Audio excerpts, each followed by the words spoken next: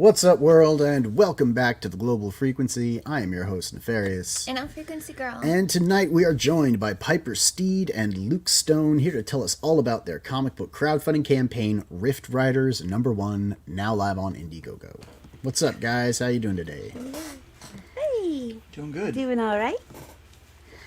Good. I know Luke is shoving food in his face as fast as he can so we can get his lovely mug on camera. But, you know, since he's been here before, talk about hybrids more than once, I believe. You know, Luke, you know how this works. But it's Piper's first time, so we're going to have to break her in before we go any further. Yeah, it's Piper's first time. So, Piper, what got you into comics in the first place? Was there a particular book that brought you in? Technically it was the old 1940s, I think, Superman cartoon.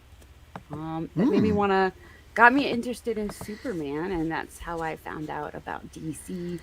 I was really little, so I was basically just reading whatever I could get my hands on. But yeah, I would say it's actually technically cartoons first that got me into comics, and I loved the comics because I loved to draw, so I started drawing my own like right away. And since there's something like different about comic books than, say, making moving pictures or using pretty words to describe things and paint a scene, what is it about the comic book medium that attracted you? Like you said, you know, you got hooked on the cartoons, but we're doing comics. So what was it about comic books that drew you in? I really liked that you could really like focus in on what you wanted to, and technically the panel holds it there forever. So nothing is missed. And you can really concentrate on giving those characters emotion and using, like, you know, stuff like that to tell the story instead of just plain words. So what kind of books do you read now? I read a little bit of everything. I read the big two for a while, and then they got kind of boring. So now I read a lot of the indie stuff and manga. A lot of manga. Lot of manga. I'm sure Mo Biggs is thrilled. Is there anything on the stands that people would know that you're a fan of? I mean, you can say manga here, and some of our audience is familiar. Neff just might get kicked. That's all. Let's see. So something people would recognize out there. Berserk. Berserk is one I like a lot. You can name almost any manga, and if I don't like it, it's because I haven't read it yet. Probably true. And what about on the indie crowdfunding side? What was the last book that you picked up? Mo, please stop saying manga. Oh, I'm with Mo on this one. Aw. Wraith of God Wraith of actually God? was the last thing I read. Leprosy. Good deal. We should probably interrupt, or I'm going to interrupt, and just say a quick hello to our chat real quick. We have D-Wag. What's up, D-Wag? He's first. First in the chat. We have the illustrious Mo Biggs. It is officially a stream. We have Brunch Kiwi Viewmaster. Change Hello. the disc. This looks bad. I know. I said the disc is stuck in the player. There's nothing we could do about that right now. Yeah, you're stuck with this. I can't do anything to change it. Sorry. We also got Nicholas Gear with us. Hey. And we got Dean. You want to do your dumb Australian impression? Well, good day. It's so See, bad. It's terrible. She's like... But I do it every time. And he still shows up. So, you know, I guess that's on him. It's like part Sydney, part Jersey. Yeah, well, I don't know. You know, like I'm not from but Jersey. Joyzy. Joyzy. Yeah. Well, I mean, I spent enough time there. But I'm not I've got from this problem that every time I talk with an Aussie, I want to. Have you seen Dumb and Dumber? Remember when he's driving the limo, and then he rolls up, and he asks the lady for directions, and she gives him, and she goes, "Oh, interesting accent. New Jersey?" She goes, "No, Austria." He goes, "Oh, well, good day, mate. Let's put another shrimp on the barbie." That's all I can. That's all I can think about. So I just wanna do the most stereotypical, probably offensive thing that I can, which comes from. All I know about Australia is that clip and Crocodile Dundee. And bin chickens. Yeah, and Oh, bin crap. chickens, right. I don't know anything about Dean that. says that's so bad. I never even realized that's what Freak Girl was doing. Right. We also have Aldous. Hello, What's up, Aldous. Mo? What's up? I mean, what's up, And, Aldous? Mo says it's Freak Girl. Okay, she sounds very subdued, unless it was all the degenerate manga. No, the subdued feeling that you're getting is the passing of a legend today Yes, has affected all of us. The incredible Kim Jong-gi is no longer with us, and that's just for some people it's really devastating, and it's been with me all day. So that's what you're sensing. But we're gonna Our make the usual most of puppy it. selves, We're gonna sorry. try and have a good show anyway, and we're gonna try and get through this. So you were saying that Lepresti's Rate the God was the last thing that you picked up from the indie side. No excuse to mention manga. That's fair. Even though his offerings were They were Korean manga. Korean manga. So yeah, like that's actually a thing, right? It really. Yeah, it's called manhwa. Yeah, Yep. exactly. Was there a particular book that inspired you to try making one of your own, Piper? Well, I always wanted to, even when I was little, I would draw them and write the stories. I was actually very upset. I thought I invented Superdog. And then I found out that no, I didn't. Like, when I was little, I was pissed. They stole my idea! It's like, sorry, But, Pipe. No, they don't know you. But for a good while, I thought, the way to do this was to get noticed by, Marvel or DC, or even Image, Dark Horse, And, as I got older, I was like, that's not really a realistic thing to be shooting for. I need to do boring stuff. Adult stuff. Yeah.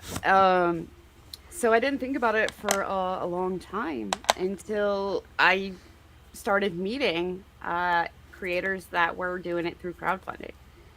And I was like, you mean to tell me that I can bypass all those all those companies and people and stuff and just do it this way? Oh my goodness. Hell yeah, I'm in.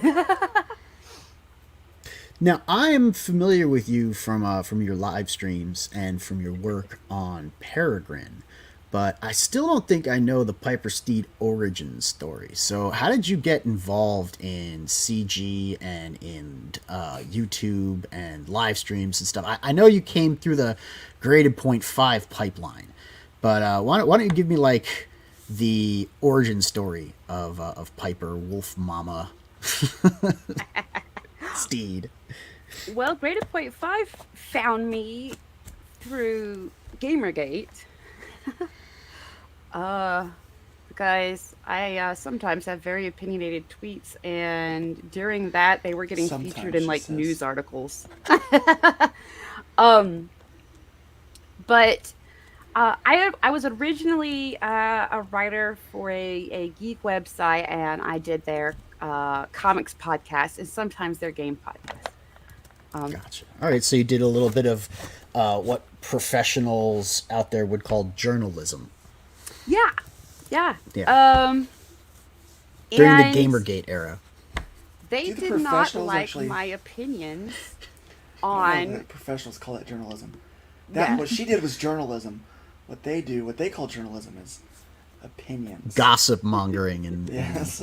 character assassination. Well, and plenty stuff of like mine that. were opinion pieces too. They were just like, and that's what got me in trouble. They did not like my opinions on comics, and ended up like ostracizing me for my opinion on with She Thor, whatever, because I wrote a whole piece. One of the writers for the site wrote a piece that if you don't like it, you're not a real Thor fan because these reasons. And I wrote a counter piece about why what they're saying and doing with this is the stupidest thing ever. And they didn't like that very much.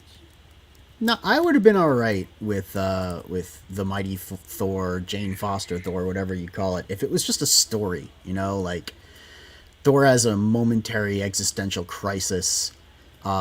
Jane Foster, at the end of her life, finally has like no fear of anything any longer, and becomes worthy of the hammer in Thor's time of need.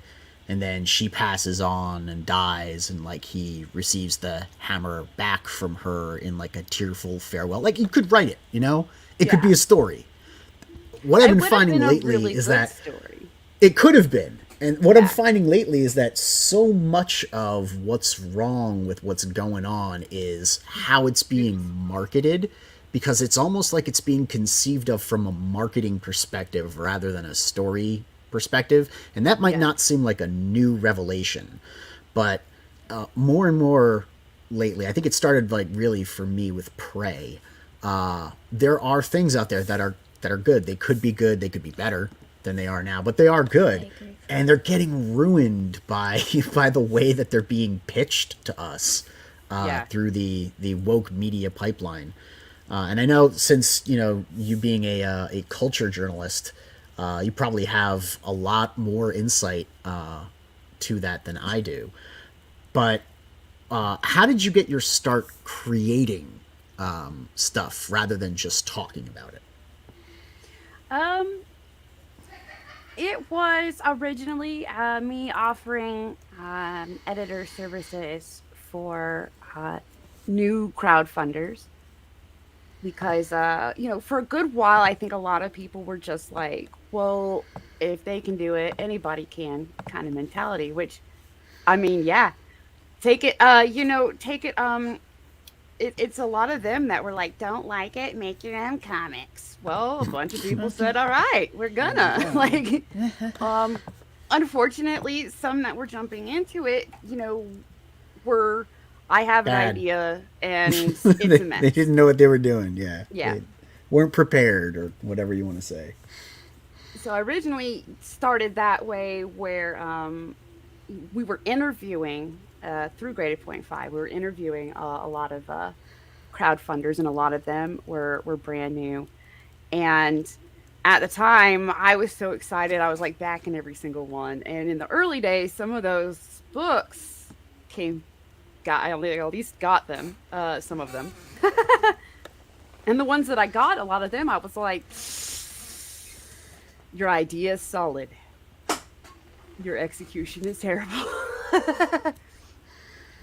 Or so I there's started definitely helping that something way. in particular lacking that you could have benefited from an editor. Maybe it was the layouts, maybe it was the writing, the dialogue, the story, the characters, their interactions, maybe, all of the above. There's a lot to edit when it comes to comic books, right? What kind Yeah. of editing do you, like you said, you offer editing services. What kind of editing do you do, from like the bottom up, the top down? How do you like to approach a project? I need to probably just make a page on my website that kind of Yeah. breaks it down. Because every time somebody asks, I'm breaking it down, and it takes a few DMs, because I do anything from copy editing to full-on project editing. Full-on project editing is almost like you're the editor in chief, but the person that hired you is still the actual boss.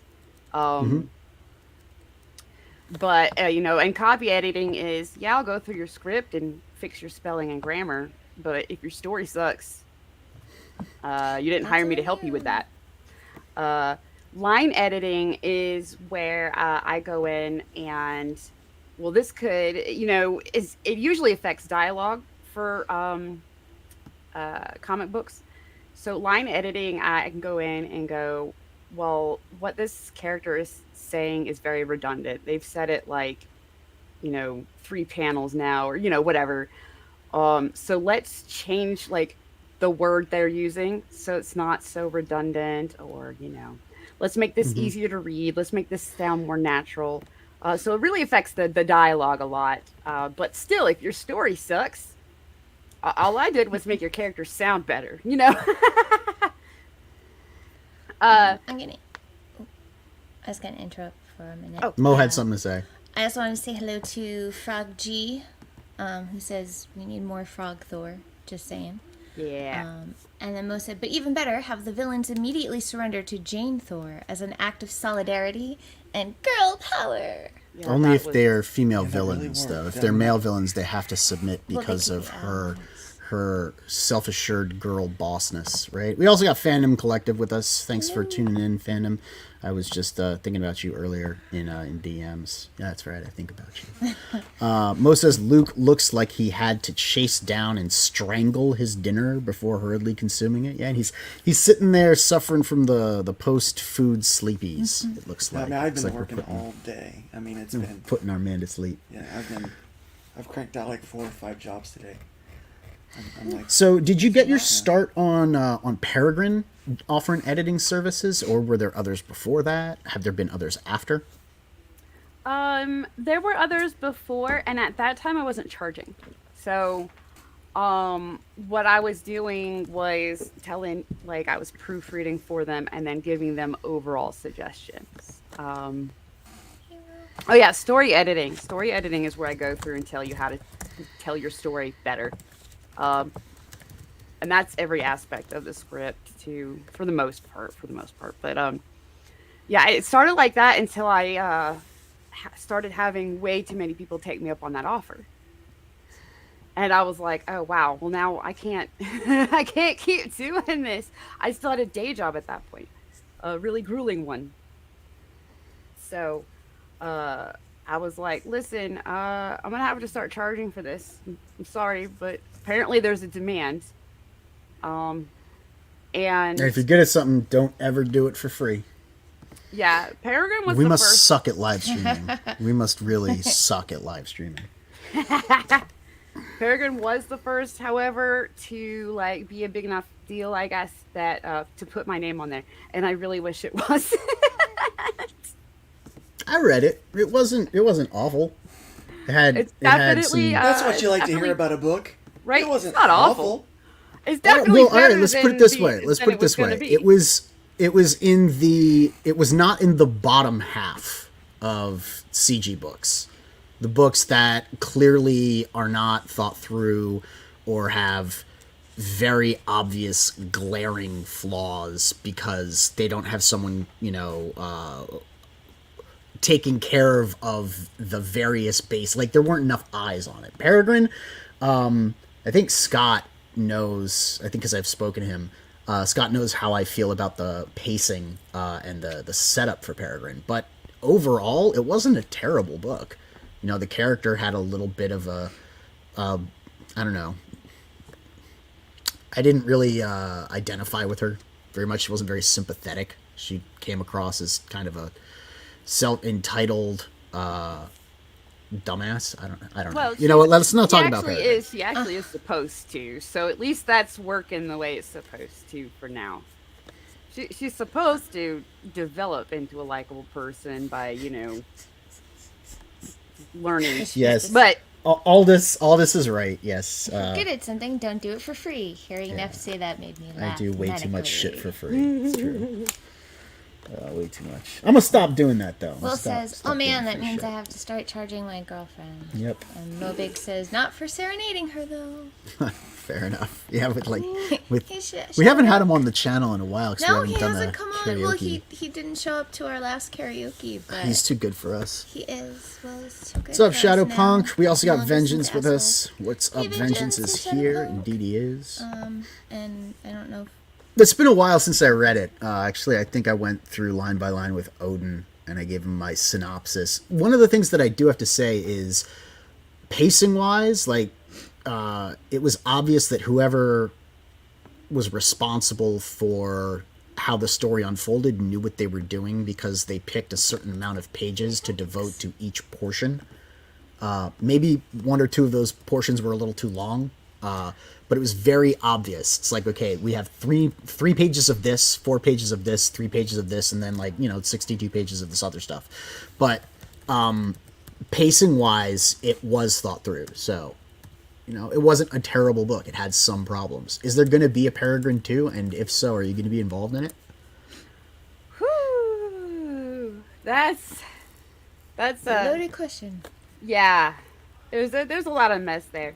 One thing I will say though is I've learned a lot from doing Peregrine, and one of the things I have learned is if your writer keeps fighting you on every single thing that you're trying to tell them, or at least in my case, okay. So if a writer keeps fighting me on everything I'm trying to tell them, and like doesn't like, I don't know, it's kind of like, why am I here, for one, but for two, I made the policy after Peregrine that I don't want my name on it.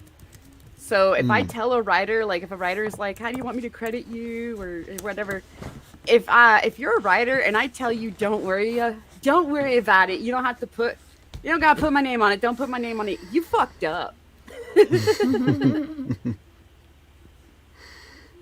that's me saying this is not up to standards, like up to high enough standards for me to put my name on it. It's your story. Ultimately, you're deciding what you do with it. All I can do is guide you and tell you what you really should be doing as a fresh set of eyes.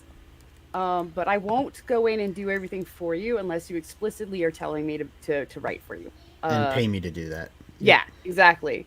So, at which at point the I'm end of the taking day, over as project manager and head editor. Right. I'm going to rewrite the story. I'm going to redefine the concept. I'm going to redo the characters. I'm going to hire a new artist. I'm going to, just completely overhaul the project.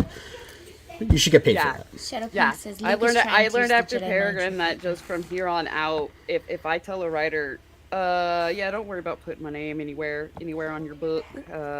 You fucked up as a writer. We got Shadowpunk with us, as well as Shadowpunk. Mrs. Good Stuff. Mrs. Welcome, Good Miss Good Stuff. Stuff. It's been a while You said since hi to I Vengeance, since I too, see. right? Yes, I had a Okay. Vengeance. We got to get over to the Good Stuff's channel at some Yes, point and me check too, out me too. what's going on over I there. hopped over there when Frog G and company were on. I've seen some of the show. shorts. The shorts. We also look had good. Hex. That's who else. I'm like, someone else came in, and I don't think we said hello to them. We have Hex Ellen. Hey, what's up, Hex? What is Glad to up, have you my with us, bro. friend? And D-Wag is back too. Hello. And so, since Peregrine, have there been other projects that you've worked on that you've put your name on? I think Black Rhapsody was one of them, if I recall. Yeah, Black Rhapsody. The Diani's, I think that's how you pronounce her name. I feel so bad. War Diary for War Party.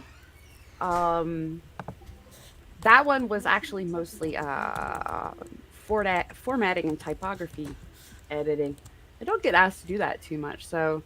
Yeah, that's different. That's very different from what I would normally consider to be editing services. But that's awesome that you got that experience. You're gonna have to tell me more about that later. Hell yeah. I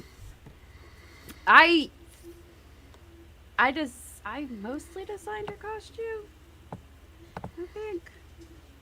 Let's take a moment to know who is the driving force behind Peregrine's pantaloons of purity. Bro, she's showing every other part of her body. Let her have her butt cheeks. Let her to have her herself. pantaloons.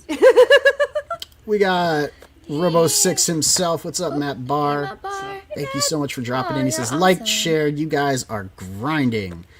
you. Grinding sausage. We also got the Art and Times of Jay Ryan. What's up, Jay? Thank you so much for tuning in. Glad to have you both with us. Don't be embarrassed, Luke. You have lovely breasts. Yes. You're See him right. crossing. He had chicken for dinner. It's that, like, I just ate Yeah. cozy and comfy. He's Yeah. leaning back in his chair, Yeah, right? sipping some With coffee. his glass of wine. No, I'm sorry. That's well read. So Luke, you I mean, I would not say no to a glass of wine. are that rare breed of writer, versatile writer, creator, artist who is both writer, creator, and artist. That's three things. I Yeah. don't know what's going on. It's been a rough day. But you've taken on another role three with things. Riff I have, Writers. yeah. Now, usually Piper's the editor, right? Yes, But now yes. she's writing. And you're usually the writer-artist, but in this role, you're credited as the editor. Tell us Yes. how you got this project started and how you teamed up with Piper and Dillard. All right, well, I've worked on a lot of different things in the past, and I have put together projects. There's kind of a fourth element to editing a lot of people don't realize, and that's project managing, which is a lot like what editor-in-chiefs would do too. So I've kind of been a part of a lot of that in the past, and I knew I wanted to kind of create this story, do something with it, and had this idea. I've got several are in the pipes ready to go, and once I worked with, what is he saying? Says, I think complaining Pastor about Luke will agree with me that Matthew 5:15 illustrates why Peregrine should not have switched to granny panties. Yeah. Okay. Yeah. That's. I don't know I, Matthew I, 5:15. I'd have to. I had to double check your translation, what translation you're using, but you might be onto Bullet something. Ninja. Bullet Ninja Haggleman with us. That D-Rag just says Bullet Ninja. Okay. Yeah. So anyway, Neither do yeah. men light a candle and put it under a bushel, but on a candlestick, and it giveth light unto all that are in the house. Okay. Let your light shine before men. See, I know Nice. that from a musical. Nice misinterpretation of scripture there, but I like the application. I'm doing my It's doing the my whole job. bushel Yeah. thing. Yeah. It's like, no, let that light shine. That's what it's saying. If you got the booty, show it. I think that's what Mo's trying to Yes. say. If Yes. you got the booty, show it. Do not if hide you got thy it, flaunt booty. it. If you got it, flaunt it. I think that's what he's trying to say. Hey, let's spec Linux laptop. I'm never gonna get that right. I Oh, okay, that almost makes got much it. more sense to me now. Yeah, Jay Ryan is Bullet Ninja Haggleman. I love that name though. Haggleman. Shadowman says Mo is a mystery wrapped inside an enigma. Is it then wrapped inside a duck, which is wrapped inside A chicken? turkey? No. A chicken and then a No, turkey? Inside a but pizza Mo's and deep backpack. Ooh, Mo's I like backpack's pizza. got Anything jets. wrapped in pizza is game in my book. Right? Right. What's a backpack? It's the line from Fet's Vet. Oh, the his question backpack's wrapped got. inside All I heard enigmas? was backpack. Yeah. That's why I'm like, what about a Because you backpack? kept talking over me I like a did. jackass. That's So, what I do. Luke, It's- tell us more about how you became the project manager on Rift Riders. Oh, well, because I'm paying for it, and I wanted to make it. Pretty simple, right? That's a good reason. I've made a lot of books. I've functioned as that. I ran my own publishing company twice. Hated it both times, and now I just kind of coming back out of this dumb nap. I decided to really focus on kind of being an IP factory, if you will. So I've been working on several things that will eventually see the light of day, but it's all kind of in the back, and so this is the one that I wanted to do first. So making the transition to project manager editor was pretty easy. I knew what I wanted from the story, and Piper and I work well together. I've told other people how their books were not good and they could be better, so I figured I can see that in one of my own books. So you could tell Piper that. Yeah, I'm like, hey, I say, hey, Do it there's again. more explosions. Yeah. You did. Yeah, These were explosions. I'm like, okay. yeah, make it so. I go back. Yeah, that's kind of my attitude, make it so thing. So, yeah, and then I knew I didn't want to draw it because I'm still working on hybrids, trying to get that whole arc done. And so I've worked really hard on that. And so I knew I needed someone to write it. And so after we outlined it, Piper finished the outline and then started writing it and scripting it. I've done everything that she does normally. And we go back and forth, and it's great because our two heads are together. So we know what we're looking for, and we're trying not to leave any missed opportunities on the table with it. And So I'm sure Aldous will agree with me, but I want to see if you guys agree. editing is more work than writing and drawing. Oh, heck yeah. At least it is. feels like it's Yeah. more work. It's mentally. Because it's- you're pulling all this stuff together to really evaluate it. You're going through it all with a fine-tooth comb. Then you're turning around and you're telling the artist, these are the things that I think we should re-examine and fix. Or you're saying the exact same thing to the writer. And then they have clear-cut directions on how to go about handling the business. For an editor, you have no roadmap. You've got to do all this work digging through it and really pulling out what isn't working and analyzing that and going through the process of on your own figuring out how to fix it so that you can turn around and present it to these guys so they can just go off and do their jobs. You know what I mean? It's exhausting to be an editor. It's also communication. It's trying to figure out how best to communicate what you want or what you need. Because sometimes, the writer or someone on the team will have a clear vision of what they want, and you'll have a clear vision of what you want, and you're trying to really pump the well of your creative team's creativity. So you want their input, you want their excitement about being a part of it, and feel like they have some stake in it, and they're not just a hired hand, a hired gun on this thing. But so you're trying to get what you need out of it, and then you're also trying to siphon a little bit more. I kind of like that. Now I'm doing that for Rift Riders right now, and I'm also doing that for a lot of the extras for Hybrids 9 and for the new trade paperback, the Killing Field trade paperback.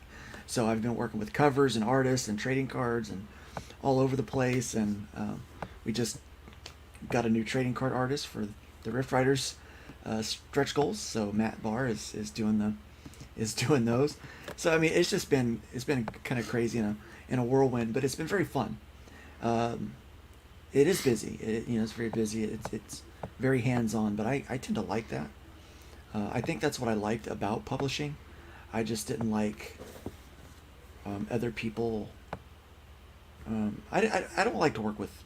I like to work with collaborators, not other people that feel like they want to elevate themselves above you, kind of thing. And what I've noticed is whenever you try to work into like a group with people, like a group of people, sometimes there will be that one person that just ego gets in the way, and I want to work in an environment with people that don't have egos. They have a desire to make something really, really cool. I like people with egos, but people whose egos are reinforced by me telling them whether they're good or not. No, I want to address. Jay Ryan says that's like saying having an opinion is like having an actual skill. I don't know. Editing isn't having an opinion, though. Yeah. I could have an opinion of your story, like I don't like this particular type of story, but it's my job to make sure it's executed properly and skillfully. So if I'm looking at layouts and I'm realizing that the layouts on the page don't suit, they're not correct. They're not doing their job of maintaining flow. They're not accurately telling the story. That's me and my job to break down and then turn around to the artist and say, I see a problem with your flow on this page. And like you're saying, that's communication. So it's beyond having an opinion. That's more for like reviewers. Reviewers can have their opinions and talk about whether. Yeah, go ahead, Piper. Yeah. Yeah, I thought so. My internet hiccup. Yeah. I mean, it's more than opinion. It definitely is way more than opinion. It comes from a place more of experience and knowledge and some wisdom. The opinion definitely comes more like a review or getting other people, which I do highly suggest. And don't go to like just your friends. Go to people that like are willing to rip you a new one. But overall, just like proofreading a draft, like that's still you'll get a wide opinion, but they're representing your potential readers. So they're useful opinions. I think I want to make a distinction too. I think when Neff is talking about how it's exhausting, I think you guys as well, you're not talking about like even line editing or copy editing. You're talking about like developmental editing, story editing, where you have to read through the whole thing, figure out what works, what doesn't, how to deconstruct it, what could be done to fix it, and then offer those suggestions. Checking layouts, and then also checking Right, So- because details. it's not just, this is wrong, fix it. I'm You have editing- to come and figure out different ways to attack it, or what could work, or different I suggestions. mean, maybe it's just because I'm tired, but I'm editing 3 books right now, plus all of the stuff that we're doing with other people for Mavericks, because we have a bunch of other side stories that are coming in. So I'm working with writers on the scripts that they've done, and then it's about working with artists and translating those scripts into, work for the page.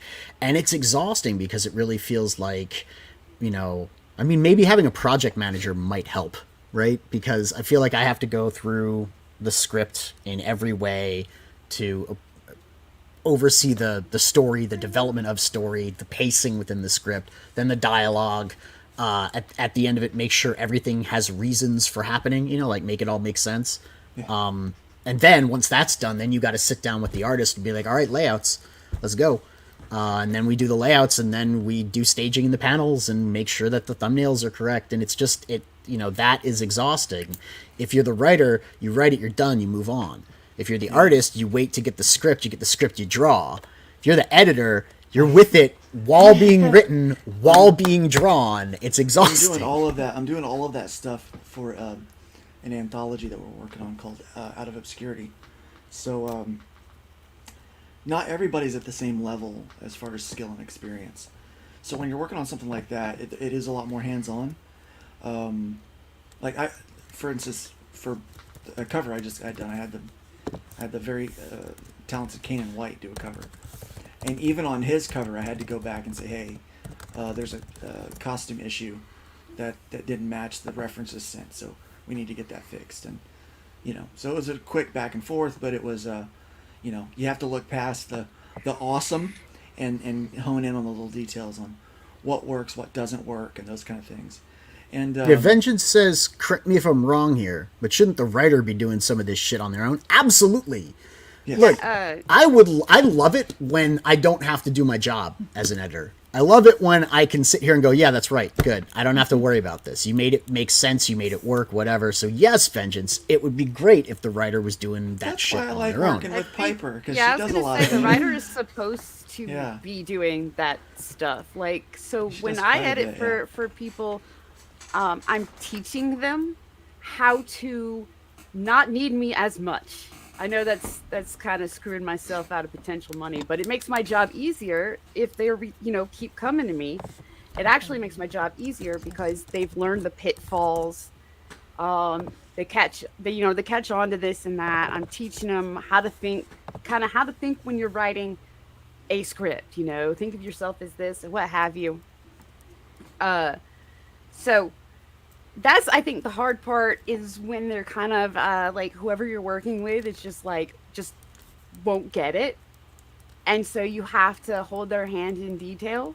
Like, I can go through and be like, all right, well, you have a problem here, here, and here. You can fix it this way, or you can fix it that way, or you can fix it this way. These are suggestions. So, Or you could choose let me, not to fix it at all. yeah, do that, and let me see the next draft. And the next draft is like, okay, well, you fixed it in one spot, but you have it in 2 other spots. What is happening? What are you doing? I edited somebody's story, and I got the revised script. I'm like, they didn't change a word, and I realized they kept keeping the old script and just adding a new one into the folder instead of updating their revised script. So it was revised 1, revised 2, revised 3, and I'm like, why do you keep sending me the same link, and I keep reading the same script over and over again? They're like, oh my god, I'm so sorry, but yeah, it's that you teach them, and they, it's just sharing the knowledge, and it's a lot of fun though. I still think it's I fun to agree create with you. something. Like, I'm lucky enough that the writers and the artists that I'm working it with, specifically the writers, like, they take what I say to heart. They make changes and everything. My point isn't so much that it's hard to work with them. It's hard to really focus into the minutia and get it all, since if you're doing a bottom up kind of thing. If you're doing just line editing, then all you have to worry about is line editing. Like you said, Piper, I make sure your dialogue sounds good. If your story is shit, I don't give a fuck because that's not my problem. If I'm a story editor, I will make sure that your character interaction makes sense for the context of the story, that we follow an arc, and that's it. I don't have to like your characters. I don't have to care what your story is about, and I certainly don't have to look at the art, right? But when I edit, I'm doing all of it the way that Aldous, would tell you that, you do the all of it. He did say that he agrees. I kept trying to But read it, and but that's the thing. Like editing it's an exercise in the observation of the whole and seeing the pieces that need to be put together in order for it to be whole. When the other people who are making those pieces don't necessarily see the whole themselves. So yeah, it's great when you're working with people that do listen to you. It still feels, just for me, it's different than sitting there and writing my story, right? Movic says, Rob Arnold has a unique ability to edit his own work due to having the intellectual bandwidth of a Game & Watch. He forgets everything he wrote 2 minutes later and can read it with fresh eyes. That's good. Jay Ryan says, I survived reading 5 Nasser scripts. I Oh, you should, all right. Yeah, you should. You're still alive, unlike Nasser. Vengeance says crafting the story should be the writer's job. It should be. Yes. It absolutely should be. Crafting the story should be their job, and sometimes they bring in an editor because they go, I'm not sure whether or not my story makes sense. And then it's your job as the editor to help them parse it out and figure out why it's not making sense. And then, if they want, to help them fix it. And I know, Piper, you probably get paid on a certain scale. I don't know if it's by the hour, by the page, by the revision. I don't know how you do your own, getting paid thing. That's why all this is, roasting me, because I still don't have a scale for payment. So all the work that I'm doing is just work, right? Well, I think also because you've talked to him a few times about stuff, and then never worked out a payment. Well, it's not that it would be great if he could give me That's what I meant. Give me a rate sheet good. so I can copy it. That's what I want. I want a rate sheet so I can copy it and I can know how much services should be worth. Alda says it's your job as editor to destroy their dreams before them. Yes, right. It is. Dismantle it. No, you're bad. So as a writer, obviously I craft stories all the time, but when I hire an editor, the point of me hiring the editor is to go through and find all of the things that someone is going to try to roast me over and fix it. Yeah. And fix it. Yeah, there And you so- go.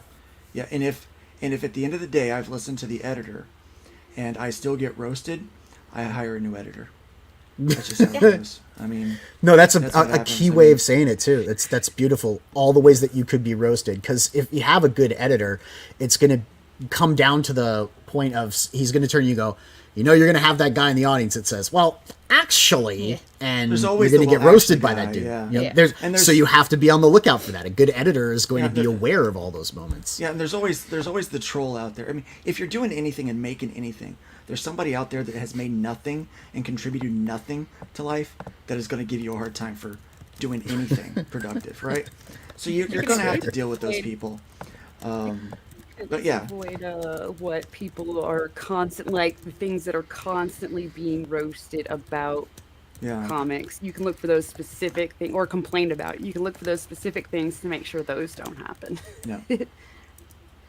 So we're but- starting to see a lot more promising team ups in CG. Bancroft and Rod, we got Keown and Diaz, we got Jason and Ink, Matt and Billy, Rich and Ollie, B-Rose and his baby sock. Butter and jelly.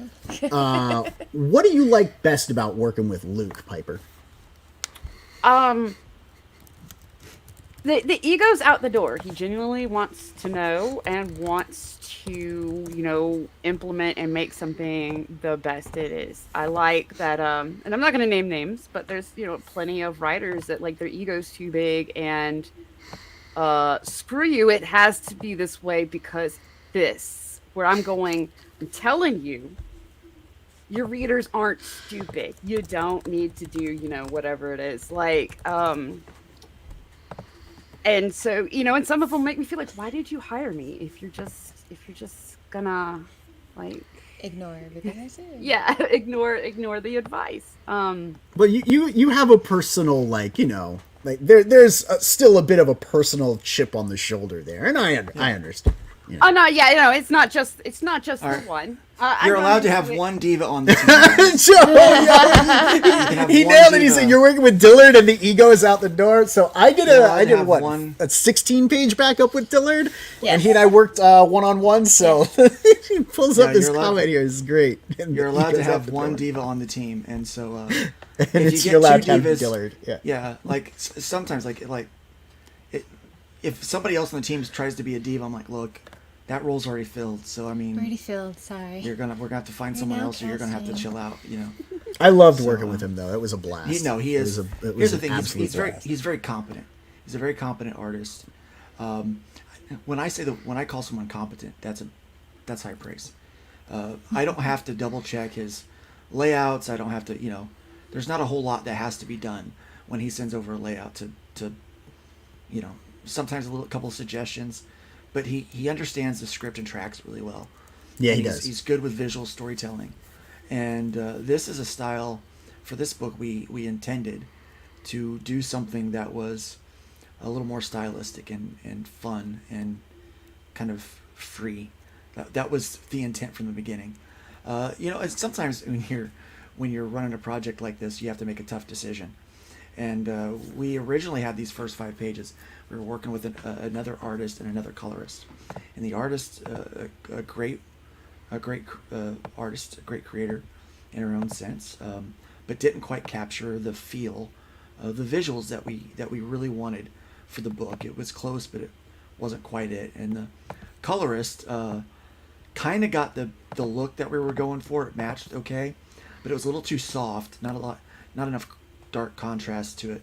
But they were also not willing to use their real name on the project and would not promote it because Comicsgate, and we're like, okay, well, I'm not gonna give them my money, because I want someone that's gonna share the project and promote it, but I also want someone that's gonna better capture the feel. So we actually had the first colorist recolor the pages that Dillard did.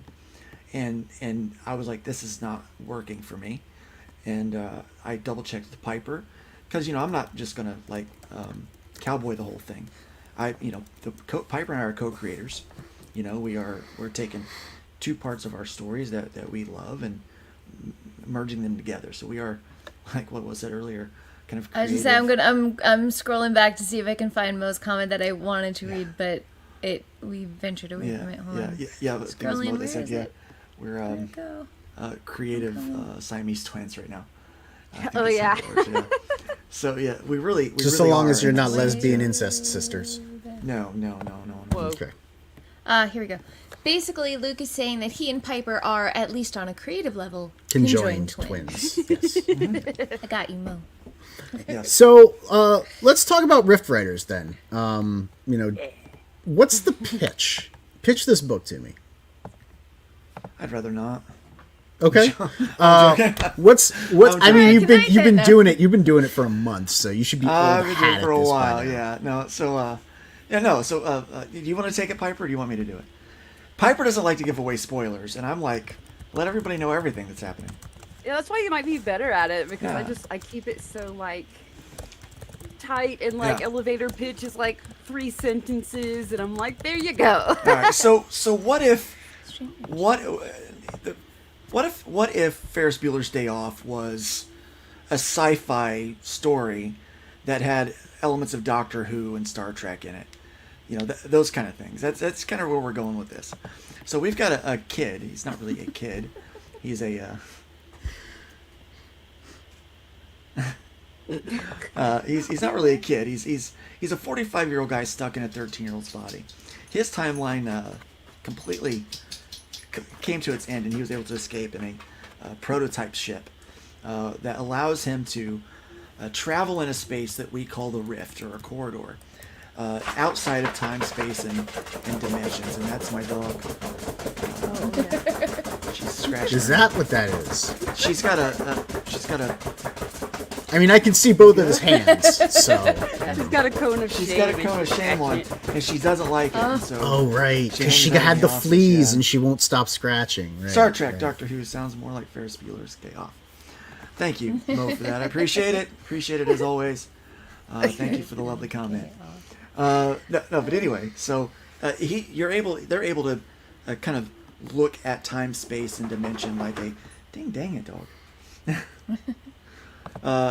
To look at it in a kind of like a blimp looking at a parade, so they can choose time and space and dimension and just pop in and visit wherever they want. And in the process of doing this, he's picked up a couple of friends along the way, and those friends are in the midst of getting ready to enjoy a vacation, more of a vacation, when they find out that the timeline they're going to has completely disappeared, and in its place is this weird, glowy, goopy green stuff. And so they are excited. Well, Israel's excited to explore this and find out what has caused this, and that whole process launches us into this story that just kind of unravels in a smart and fun science fiction type puzzle that sends our heroes on many side quests and just different things that happen. So they meet different people that they would never meet before, different races, go to different planets and different dimensions, and it's fun and it's exciting, and they have to deal with these things called rift roaches. So that's a fun thing that they have to deal with. And they're growing. Roaches. And they're growing. Ugh. They're getting bigger. Bigger and so, bigger. So are the rift roaches the antagonists? There is no real antagonist. The antagonist is the puzzle. It's the thing that is destroying and deleting timelines. Like, what is it? Our heroes, they don't know. They're really not even heroes. They're just a motley crew that's Motley, been yeah. thrown together. Yeah. Rift-faring, I don't know, randoms. So there's technically, just not in this book, they will technically eventually find antagonists. Yeah, there will be antagonists. There will be many antagonists, and there will be one major thing that they have to fix. Rift roaches are going to be a pain in the butt too. They are, yeah. Yeah. There's all kinds of things. I really do want you to think on the lines of classic Star Trek, Doctor Who. Man, there's other stuff on the tip of my tongue, and I can't I'm not able to pull up the names right now. But these other places that are really cool, that are, these got classic sci-fi, where you've got a big arc, but there's different races and there's Klingons and stuff like that you run into. You actually get a lot of that kind of element where it's not just one antagonist. Not like some of these books these days where it's only this one big bad that they have to fight and then it's all over. It's sometimes the problem, sometimes the conflict isn't a person at all. Sometimes the conflict is something that's well beyond throwing someone in jail. It's just stuff that happens sometimes, and you got to figure it out. Mo says this book is a pocket protector meets a Band-Aid holding your broken glasses together. So, yeah. It is nerd, yeah. An absolute necessity for a nerd. Yeah, it is nerd, and it's fun, and it's fast-paced. It's still... Piper did a lot of research on this script. I mean, she tried to make all of the fiction sound very science. So, she did a really good job on it. Now, Jay Ryan wants to know, Piper, will there be space-based racism? Like, spacism. Luke was mentioning earlier, like, Klingons, Romulans, and humans. There's obviously, like, spacism, right? Like, will we ever see anything like that, or is... Yes, there's spacism? Yeah, there's actually... I really, really can't give too much away, right? Yeah, that's kind of... You guys are killing me. That's kind of a big piece. I mean... Yeah. Come on my show, let's talk about the book. I can't talk about the book, there's spoilers. It's a 32-page comic! Spoilers! No. The whole thing is finding out what the friggin' goo is. If we tell you what the goo is, No one needs to buy the dang book. Yeah. We need to buy the dang book because we want the art, we want the story, we want to possess the physical copy. Yes. I understand the spoilers now. I'm not going to rip on you too much because I understand. I understand trying to sell a book without revealing the big twist. I will tell you this: it takes them to a planet where they do not fit in, and it's very difficult for them to communicate with the people, which creates a serious problem. Well, also that, and like further in the series, there is going to be one, like especially one really strong ongoing thing where there's a question of whether or not some critters even count as alive or not. Like, do they count as a thing, a sentient being, or not? And there's going to be a bit of divide about it, but that's later in the series. Gotcha. Mo says, we already know about Coom. You're not unlocking any mysteries. So like he says, okay, already guessed the ending. The ending is the segue into Coomsters. So it's clear that you and Aerith are going to be doing a crossover. No, but here's the thing. What kind of giant orc created that Coom? That's a space orc. Yeah. That is the Giant question. space orc. I don't know that I want to Giant know the space answer orc. to the...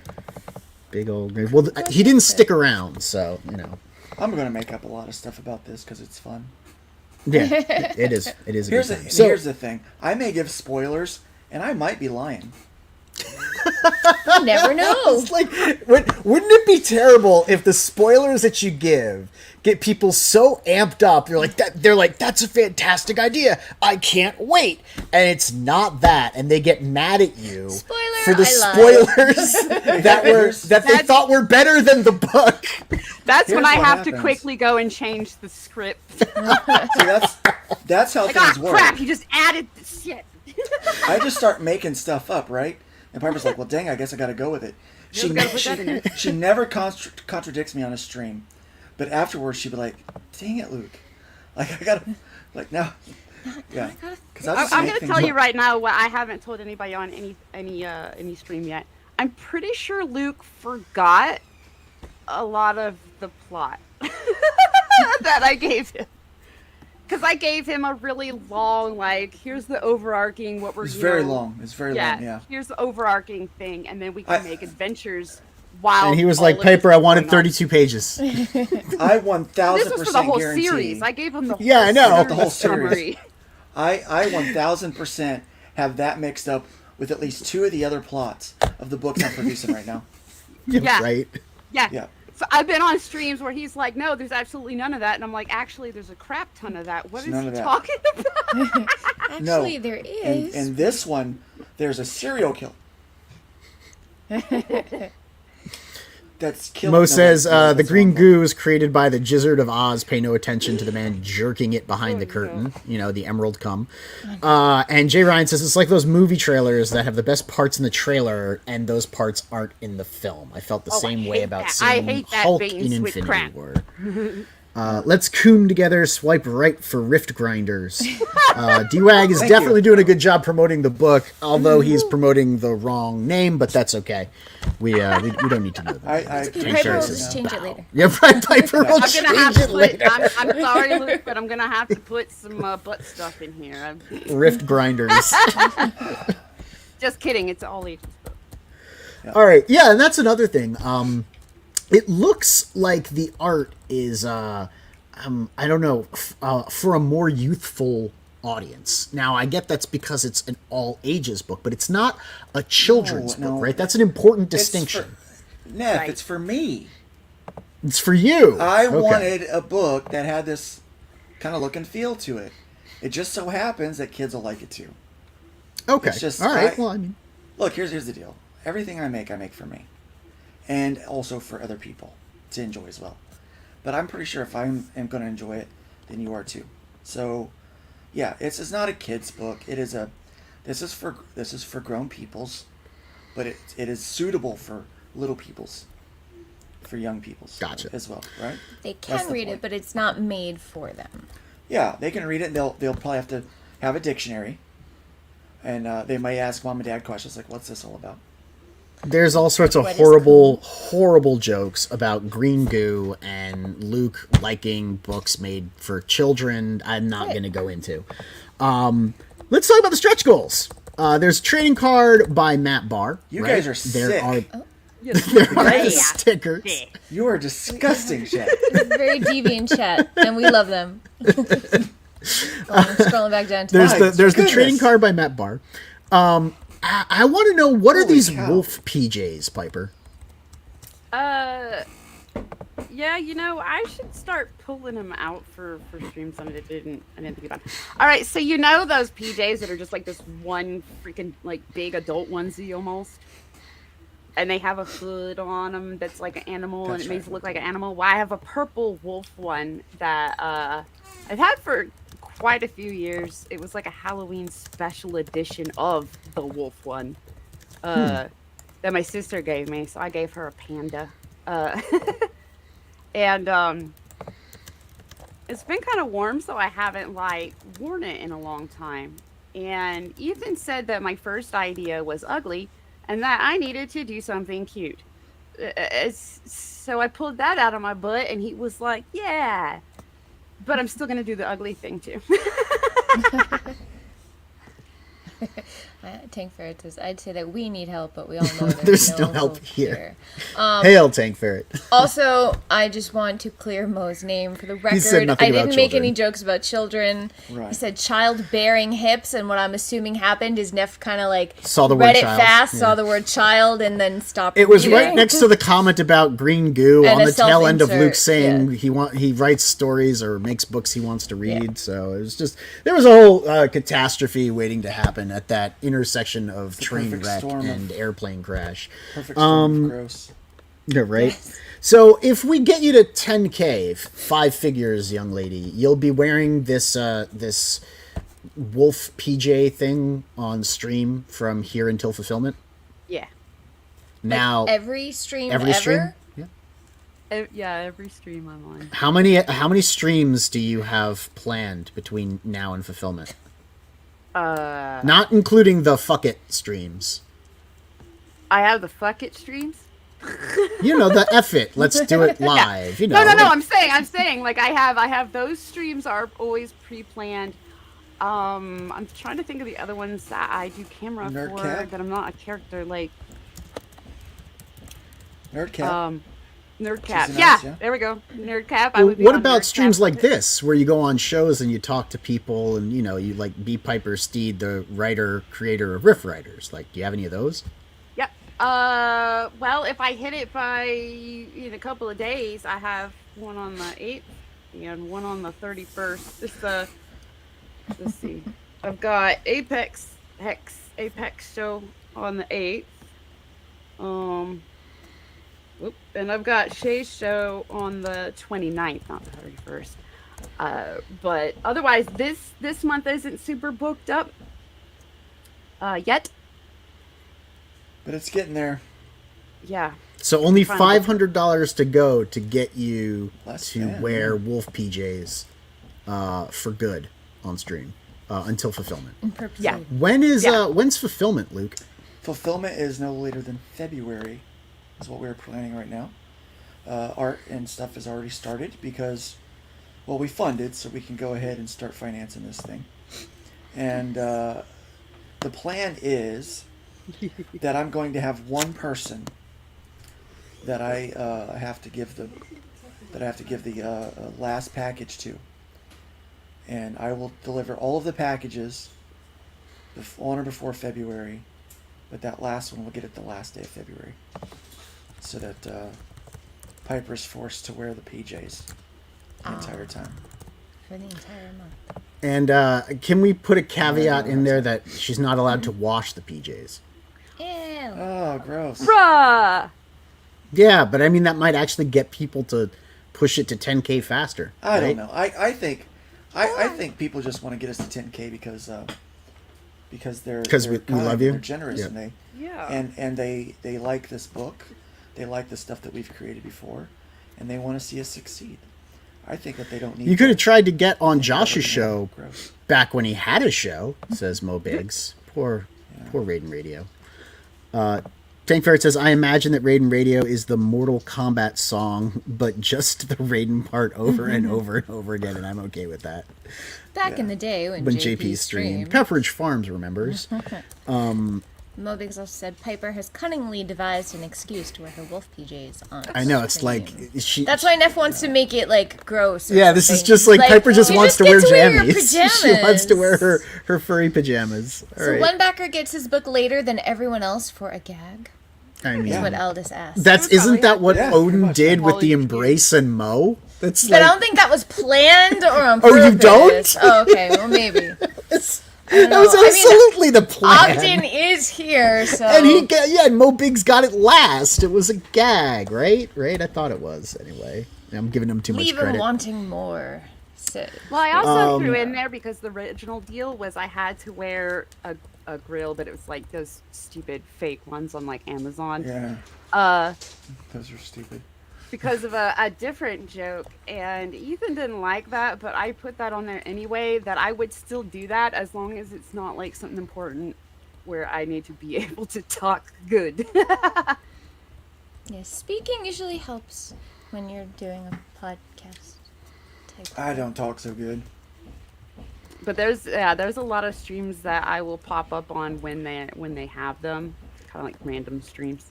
And there's like I'll even see if maybe Ethan will let me on there with the PJs too to show everybody. Someone says, "Have you tried getting on B Rose's show?" Damn, where are all the shows going? Yeah, B Rose doesn't like to shill, so he doesn't shill. No, he anymore. just hangs out with his friends now, and you know. But he hasn't even streamed in a while. He'll just like randomly. No, he just be hangs like, out I'm on bored. Gwen, right? Yeah. Yeah, and it was. Then he goes it's like live, and then he's like, "I'm done," and then he just like ends it mid-sentence. Yo, you know it's bad when Freq Girl be ripping on you. You know it's bad when she is like dunking on you, right? I'm not dunking. I'm just explaining. That's all. So, as experienced comic book creators and veteran crowdfunders, there's always Bancroft's Daily. I mean, weekly show. Whenever he goes live, which isn't really live, it's that like pre-recorded he does set a for couple. live. He does like 3 days a week that he does. Mo is losing his entertainment. Yes. It's what Mo likes most in life is Aldous. listening Thanks to for hanging out. the Comics Gate streams. All right, Aldous, check you later, bro. At least you can always count on Comics Mate stream. You're right. So, as veteran comic book creators and crowdfunders, what advice would you give to noobs trying their hand at making comics? Cat is losing her mind. Budget an editor. Yeah. Hire an editor. Have a plan going into it about what it is that you want to do, what you want to accomplish. Don't jump into the first artist or creative team members that you find. Get a couple of test pages done from different people to see if a couple things. Number one, are they going to be able to produce the style and quality that you want, and are they going to be easy to work with? That's one of the reasons why we chose Dillard, because we knew that we were doing this project, and it was going to be the first one that I've ever done where the book wasn't done before we went to crowdfunding. And I wanted to make sure that we can meet our promise by date. So I wanted to make sure we found an artist that had a record of getting the job done in fulfillment. So there's a lot of factors that went into that. And even the colorist, I've worked with Edgar on a couple of things already. So yeah, that's I think my best advice. What's good advice? To get started. Yeah. I think that's the first time we've ever had someone say, don't just like attach yourself to the first part of your creative team that you find, like to kind of feel people out and say. And I think that's good advice. I think people tend to be like, oh, I found this person and now that's it. Like I've just that's how it's going. And yeah, so I think that's good advice. And Piper, do you have any advice? The editor part. The editor part, yes. Get an editor and make sure. I don't know why I'm timed out, but I am. I don't know. Maybe no. I don't know. Mo timed me out, I think. Did you? You didn't say anything about. No, I'm not timed out. I guess there was just an error. You can be on the panel, but communicate by holding up an Etch-a-Sketch. So that they were talking about JP's show, and Read and Radio said Mo and I are going to co-host a show called Half Silent. Mo said Bancroft had some classics with me co-hosting from the chat. I tried to do the same with Skip, but he had a weird hang-up about that I had to be on the panel, and so that's why Read and Radio is saying you can communicate by holding up an Etch-a-Sketch. Just filling in the background. Some creative teams are meant to be. My Mo says, I didn't time you out. I don't appreciate false accusations. My bad, man. I saw a big X through what I was writing, and I instantly assumed I was being punished. Now he should punish you for that. He Exactly. should time you out because you accused him falsely. Right. See? Are there any other things that you want to talk about the campaign? Do you want to tell us about any of the tiers or anything in particular? I do, yeah. We've got the featured tier, which is the Arrow #1s. It's 8 books that you get for $50 plus shipping. I mean, That's Arrow Publishing. Heck of a deal, yeah. It's Randy Zim. It's a hell of a deal, yeah. It is. I'm gonna click on it, but yesterday I doxed us, so now I'm not doing that. Yeah. So yeah, it's I got. have these. I mean, this is a, if you're like, I don't know if I want to take a chance on this Rift Riders mumbo jumbo. Well, there's a lot of other things in there. You can take a taste of the hybrids over there, and I meant it to sound that way. We've got Russ Leach's Only Death Can Save Us, Hear About Zero, Yep. Sin Killer, Paragon, which is a Superman type character story. But where's God's hand? Well, it's not on Arrow Comics, dude. It's It's Arrow Comics. Yeah. It's like, duh. That's Wolf's Pack, man. Yeah, so you've got all that you can choose from there. So that's pretty nice. And I also want to point out. I also want to point out that the Piper's variant cover is only available on the campaign, and she worked really hard on that cover, and it looks really good. It's her first cover. Not only is this her first time writing, but it is also her first cover. So yeah, definitely check that out. And there's still some revisions that need to be done to the colors on the cover, but we're working on that. All that stuff will be done by the time the book ships, and we'll have the thumbs up on everything, and it'll all be ironed out the way that we want I it. think I saw Piper do a rat on Twitter. Did you do a drawing of a rat, or am I hallucinating? Yeah, I've been trying to do the Inktober prompts, but instead of traditional material, use it to get used to digital a little bit. I just say I was surprised. It was a good rat. I did not expect a rat of that quality from you. It was a good rat. I could draw. People just don't know because I haven't. Exactly. You're not known for the drawing. Yeah. It's cool to see. It's cool to see people suddenly coming out with new talents that you didn't know that they had before. And then, of course, you get, threatened and feel like you have to suddenly spontaneously develop new talents and, be, better than them. Or is that just me? That's just me. Never mind. Did Ape get timed out, too? Because D-Wag is saying rest in peace, Ape. Yeah, I think he Well, because Ape came in and said, no, time me out for his mistakes. He knows not what he do. Yeah, he did. And we also got Pumsack with us. Hey. Thank you. Pumsack. Pumsack. Thank you for joining us. Everyone's got green goo on Everyone's got goo on the brain. I'll tell you. Yeah, D-Wag's called see it where goo this is- hands before. Yeah, you see where this is gone to now? Right. This is where we're This at is now. what happens here. This is where we are. I mean, We put the slum in Slumtown. hey, you knew what this was. You knew what this was. Damn, it's rough in these virtual streets. Right. Hustling every day. All right, guys. So yeah, the featured tier gets you a whole bunch of different books from different genres. It's Arrow bundle. I have all these books. I could say No, you don't. some of them are quite good. You don't have all of them. We don't? No. I do too. You do not have Yeah, I do. Paragon, and you do not have Calico. If you've got those two, I'm going to tell you what, you're special.